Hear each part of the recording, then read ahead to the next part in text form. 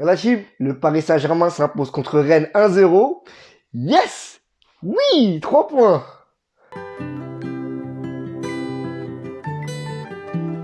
Et ce match-là, il a commencé par des petites notes d'espoir, par des petits moments de Nutella, par des trucs assez cool en fait. Il y a eu quelques petites actions qui étaient construites, et on se dit que bon, bah peut-être que la victoire 5-1 contre Lille, elle a impulsé une confiance, une connexion au Paris Saint-Germain. Un peu de grinta, ce qui manquait un peu dans cette équipe qui n'arrivait pas à se projeter devant. No, no, no, no, no. Et on a eu des moments Nutella, on a eu une combinaison avec Draxler et Xavi Simons, puis qui a débouché sur un Mbappé qui crochet externe. Mais moi, c'est ma Saint-Valentin, moi, ça. Moi, je suis désolé, ça, c'est ma Saint-Valentin. Ça, c'est de l'amour en barre. Voilà.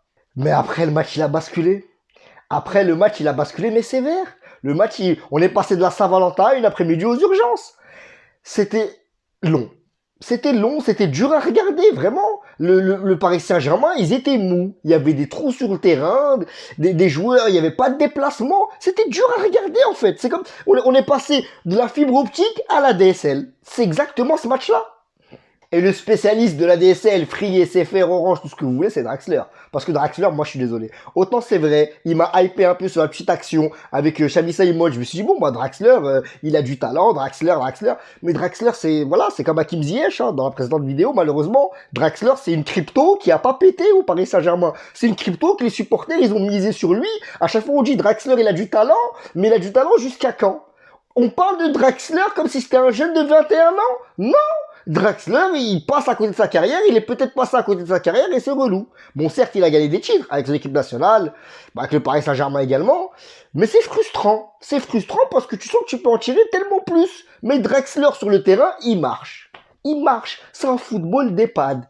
On a eu également un Bernat qui était invisible en réalité, Bernat. Est-ce qu'il a apporté offensivement? Est-ce qu'il a apporté défensivement? Il a apporté où? Nulle part. Et franchement, ce qui nous a laissé en haleine ce match-là, c'était Marco Verratti. Marco Verratti, mais quel match il fait, Marco Verratti? Oui, je suis d'accord. Mbappé, il met un but. Mbappé, c'est le sauveur du Paris Saint-Germain, super Mbappé, Mbappé man, ce que tu veux, d'accord. Et sur une passe de Léo Messi, qui fait pas un match fou, même parce que Léo Messi quand même, c'est vrai que il a perdu un peu de sa vivacité, il a toujours son coup de rein. Mais Léo Messi, il n'est pas trop concerné par la Ligue 1, on dirait. Voilà, voilà. En Ligue des Champions, on verra ce qu'il va faire mardi. C'est le niveau d'un bon joueur, mais pas le niveau d'un Ballon d'Or. Voilà, faut se le dire. Mais je vous parlais de Marco Verratti. Marco Verratti, mais ce match-là, mais qu'est-ce qu'il a fait? Marco Verratti, en réalité, est-ce que c'est un joueur de foot ou de basket? Parce que je suis désolé, Marco Verratti, il met des crosses de basketteurs sur le terrain.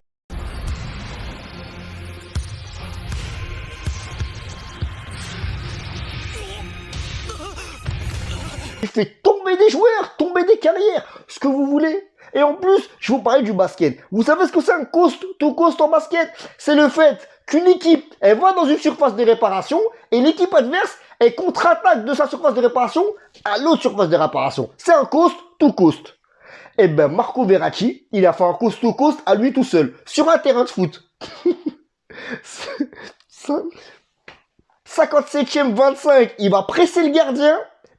Lui 58e et quelques, il est quasiment dans sa surface de réparation en train de tacler. Il était partout sur le terrain, Marco Verratti. Et moi, je critique énormément Pochettino. Oui, je suis un partisan du Pochettino out depuis le début de cette chaîne. Voilà.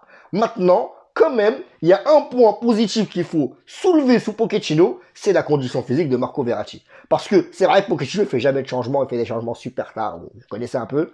Mais le fait de garder Marco Verratti et pas comme Tuchel de changer à la 60e, 65e, eh ben Marco Verratti maintenant il fait 90 minutes. Ce qu'avant il faisait pas. Voilà. Donc conclusion, le Paris Saint-Germain l'emporte contre Rennes. Ok, 1-0. Bon, ils signent une belle victoire contre Lille. Ils prennent un peu de la confiance pour le match du Real. Après, est-ce que c'est suffisant? En réalité, est-ce que c'est suffisant? Est-ce que c'est suffisant d'avoir un joueur, notamment Verratti, qui carry tout un milieu de terrain, mais qui carry également toute une équipe? Parce que les opportunités, les passes, elles viennent souvent de Marco Verratti. Et il y a des joueurs qui sont pas utilisés. Il y a des joueurs qui sont pas utilisés. On a un Draxler qui lui-même, il s'utilise pas. On a un Paredes qui était pas là. On a un Hakimi qui, lui, quand il monte, de temps en temps, on lui fait la passe. Et quand on lui fait la passe, bah ça débouche sur des actions, c'est génial. Mais Hakimi, mais ce qui est triste avec Hakimi, c'est quand il monte aux côtés de Lionel Messi, les défenseurs, ils savent que Messi va repiquer dans l'axe. Ils le savent, ils le prévoient. C'est pour ça que quand Messi la lâche à Hakimi, bah action de but, directement. Donc ce Paris Saint-Germain, il y a encore quelques défauts. On verra mardi comment ça va se passer. Après le Paris Saint-Germain, on sait que c'est une équipe qui peut battre n'importe qui et qui peut perdre contre n'importe qui en réalité. Voilà. Donc contre le Real, ça va être un bon duel. On espère vibrer, on espère être hypé, on espère que le Paris Saint-Germain, bah, du coup, il puisse mettre le maximum de buts qu'il puisse mettre contre le Real, afin qu'on aborde le retour sereinement. Mais d'un côté, on espère qu'ils en prennent pas trop. Donc, on est dans cette optique. On verra. En tout cas, la team, abonnez-vous, c'est important. Merci de vos soutiens, on est bientôt à 1000 abonnés. Continuez à me soutenir.